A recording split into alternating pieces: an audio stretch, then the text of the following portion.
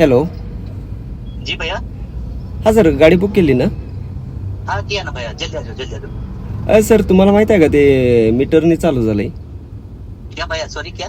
Metre से चालू हो गया, metre से. कब से चालू हो रहा है? कैसा कैसा है वो, कैसा मीटर मतलब क्या है? एसी 25 रुपये किलोमीटर आणि नॉन एसी 21 रुपये किलोमीटर असेल.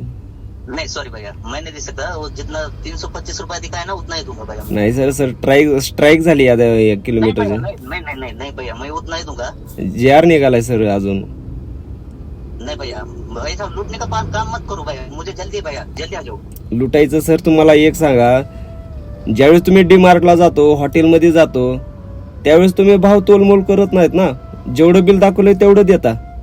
आणि ज्यावेळेस तुम्हाला जर फ्लाईटनं जर कुठं जायचं असेल, 10-15 हजार रुपये तिकीट असेल तर तुम्ही मनानं देता.